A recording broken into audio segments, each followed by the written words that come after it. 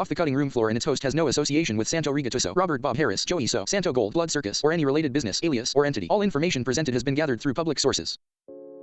If we've learned anything over the past 4 years, it's that anything is possible for a white cishet man when all they have is confidence, ego, a bit of gusto, and a plethora of empty promises.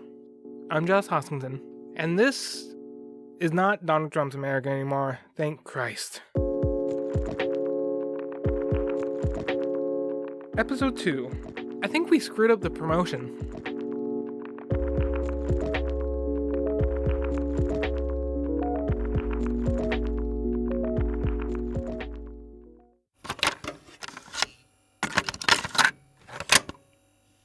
Help wanted. Actors and actresses for a G-rated motion picture. Shooting starts within 1 year. Send portfolio and photo if you are more interested in fame than money. San Incorporated. On February 15th, 1984, a tantalizing ad appeared in the Baltimore Sun, placed by San Inc. It would be just under a year later, on February 2nd, 1985, when the first known mention of Santo Gold's Blood Circus, sometimes referred to as the Miracle at Blood Circus, appeared in the Baltimore Sun, announcing that local sportscaster Charlie Eichman was cast as the film's ringmaster. And by February 4th, the first ad for extras appeared. Touted as a wrestling and rock concert, with promises of a rock orchestra, bands, breakdancers, celebrities, singers, and the all-important unicycles, potential extras were guaranteed. Rocky III audience experienced nothing like this. You'll be in the movies, filmed live with you as the audience clapping, stamping, chanting, screaming. Bring your cameras and families for 3 hours of fun, horror, wrestling, and rock. Everyone entering receives a free gift coupon for Santo Gold bracelets and Santo Diamond Ring. A $20 value, free. Also on February 4th, radio reporter Henry Holman wrote about the event in Lebanon, Pennsylvania's The Daily Star, writing that he had been invited to the event, along with, quote, several hundred other radio, television, and newspaper people in an area surrounding Baltimore. Though ultimately he was unable to attend, he was told to bring signs and banners to promote his station, WLBR, in the film.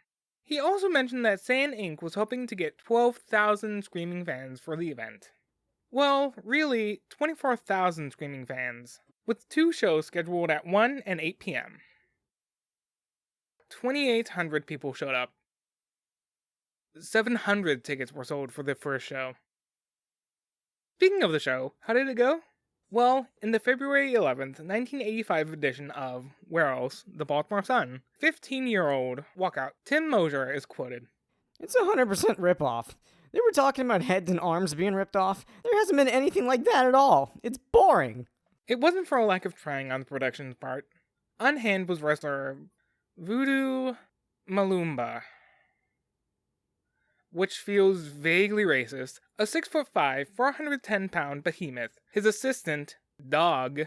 To answer your question, yes, he was on a leash, and no, we do not kink shame in this household. And his opponent, the greatly outmatched Vinny Valentino. The 200-pound Valentino was supported by the masked mystery men of Zorak, and the group was soon able to defeat Voodoo. Then, to quote the Washington Post, they ripped him apart and devoured him right in the middle of the ring. This was promoted as a family event, I would like to remind you, because the 80s were just really going for it. However, a film production is still a film production, and the audience soon became frustrated and outright bored with the process. It just couldn't be helped. It was a matter of filmmaking. You have to film multiple takes, wrangle the performers, set up the shots. It can just be a long, arduous process. An anonymous source close to the production said, I think we sort of screwed up the promotion. Producer, writer, and possibly director Bob Harris, who is a completely new person in this narrative, and not at all Santo Rigatuso wearing glasses and a fake mustache, what are you even talking about? Agreed. We have wrestling fans in here, and they don't really understand that. We were hoping to get more of a movie audience. Hindsight is 2020? Adding to the confusion was also just the plot of the film, which was, in a word, incomprehensible to the audience. A crew member told the Washington Post, It's about an alien group of men who are exiled from their planet, sent to Earth because they're cannibalistic wrestlers, okay? They come down here and they munch up the Russian team, and then they munch up the American team, eat them all up, spit them out, and then this big old giant comes down from the sands and whips them up. It's sort of like Rocky II. Bob Harris would appear in the film as well, playing both a character, aptly named Bob Harris, a filmmaker who just so happens to be making a film about pro wrestling at the match the cannibal aliens appear in, and rock singer Santo Gold, described in an issue of the Baltimore Sun as someone who, quote, dresses like a late career Elvis and moves like a tired John Travolta. However, how much of the plot came across the audience, who can say? I mean, Harris tried, but his approach of just shouting instructions through a bullhorn didn't really help. Despite the setbacks and the audience's complete disinterest, one person remained optimistic. Director of photography, John A. Corso, who told the Baltimore Sun, "We really did shoot some great stuff earlier today. Things really came together." In June of that year, more info was shared in the Arizona Republic. In the article? Advertisement. Write-up. Let's call it a write-up.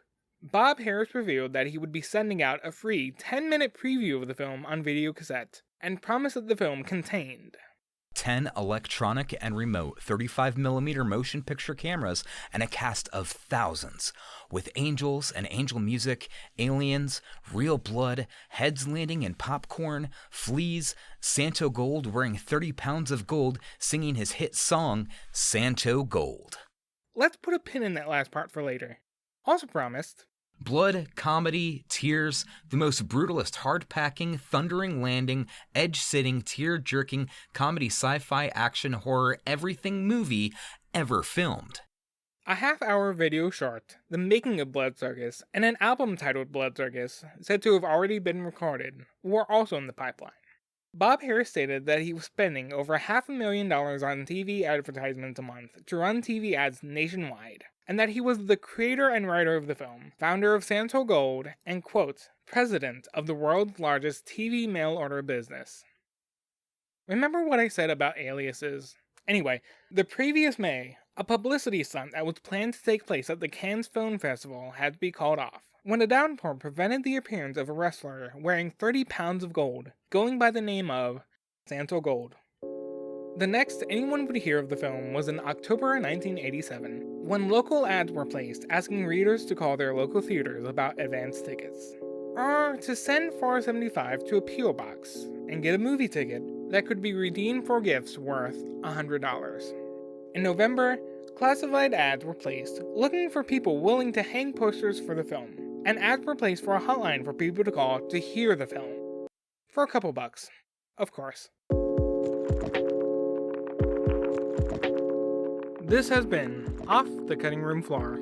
The cast featured, in order of appearance, were Hunter, the host of Murder and Such, as Santo Rigatuso; Ryan, the co-host of Rumor Flies, as Tim Mosier; Greg, podcast producer, not of this one, and founder of In-Depth Media, as John A. Corso. Podcast and social links for the cast can be found in the show notes. Opening and closing theme, Always Slept So Soundly, is by Serisu, off the EP Domestications. He can be found at soundcloud.com/Serisu and on Twitter at SerisuMusic. Oh, and while you're at it, go to covidvaxinfo.com. Got corrections? Want to get in touch? Shoot me a message at Josh Hosky on Twitter, the show at OTCRoomPod everywhere, or send an email to cuttingroompod@gmail.com. Want to support the show and what I do? Become a patron at patreon.com/Josh Hosky, share the show with your friends, or leave a rating and review on your podcatcher of choice.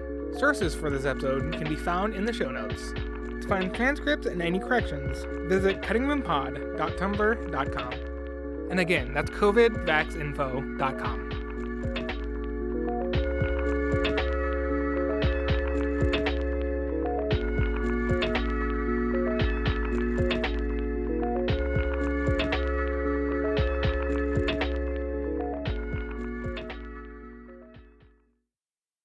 Because children can be terrible to each other. Where are you? That is not in this one.